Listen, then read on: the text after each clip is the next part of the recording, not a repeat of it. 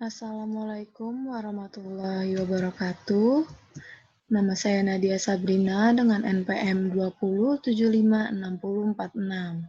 Di sini saya akan menjelaskan tentang penghargaan terhadap diri sendiri atau self-esteem. Jadi, apa sih itu positive self-esteem? Nah, istilah self-esteem itu diartikan sebagai kepercayaan diri atau keyakinan diri.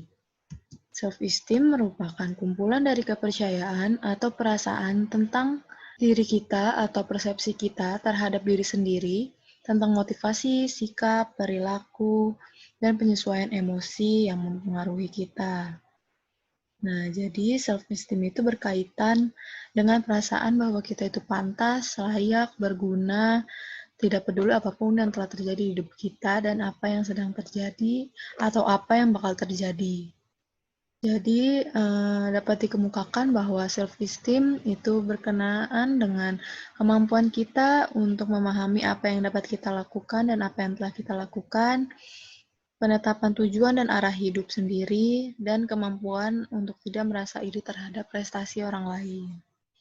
Nah, menurut Rusli Lutan itu mengemukakan self-esteem bagi seseorang ibarat fondasi sebuah bangunan rumah.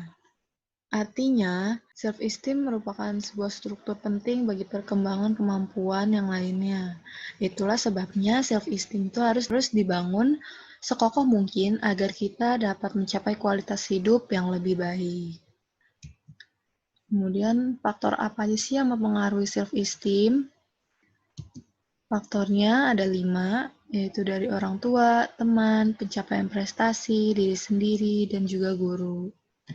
Kita mulai dari orang tua.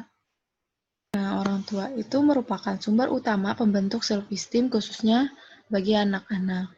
Ada beberapa cara yang dapat dilakukan orang tua dalam menumbuh kembangkan self-esteem anak.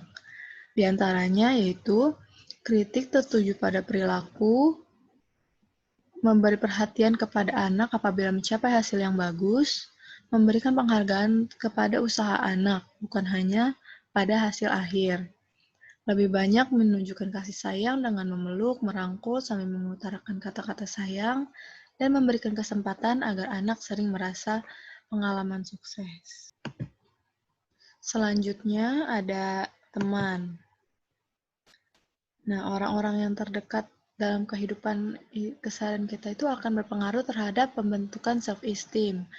Jadi ketika anak berada di lingkungan yang baik, maka pertumbuhan self-esteem-nya juga akan baik dan sehat. Begitupun sebaliknya, jika seorang anak berada di lingkungan sekolah yang sering memperolok, itu juga akan mempengaruhi pertumbuhan self-esteem, sehingga self-esteem yang tumbuh itu kurang baik dan tidak sehat.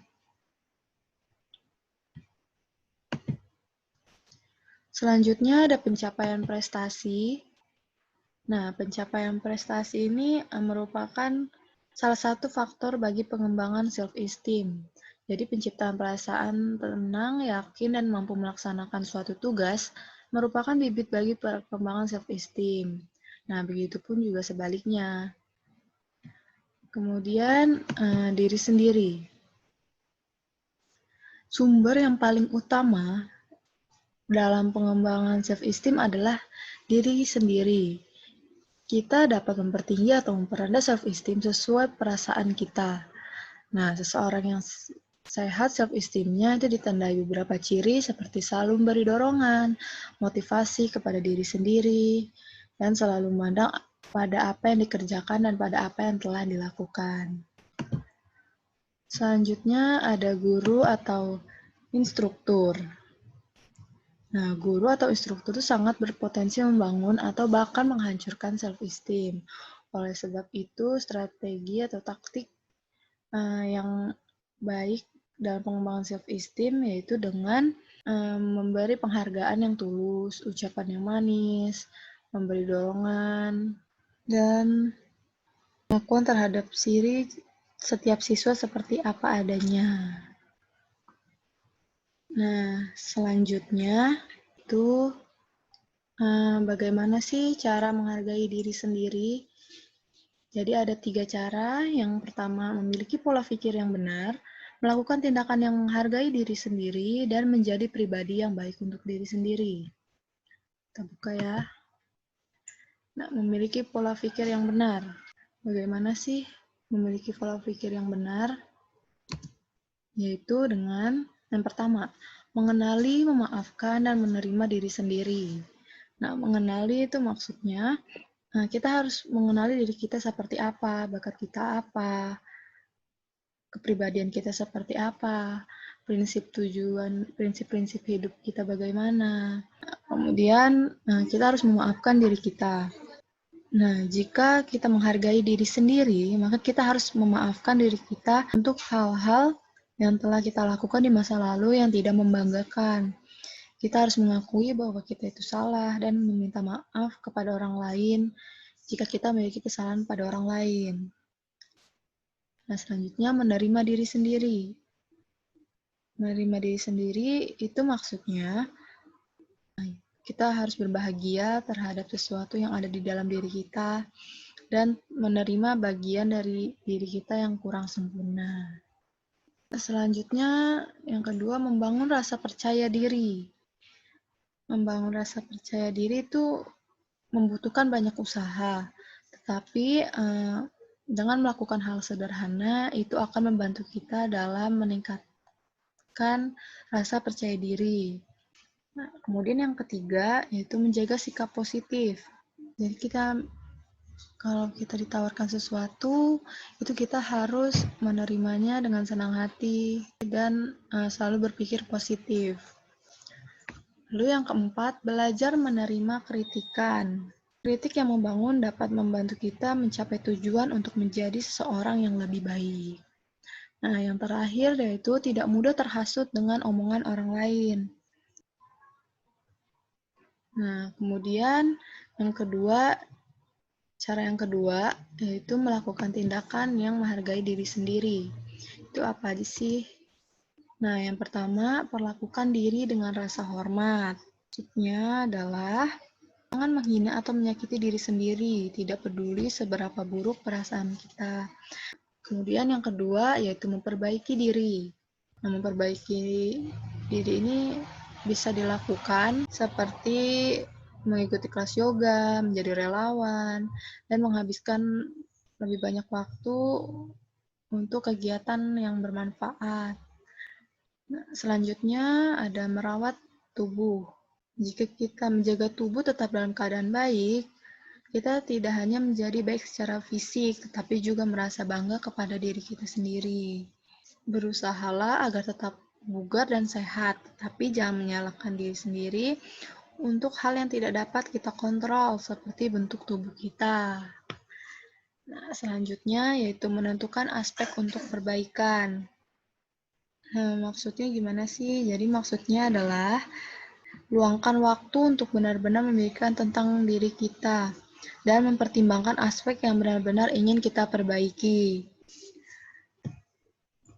Nah, cara yang terakhir yaitu menjadi pribadi yang baik untuk diri sendiri.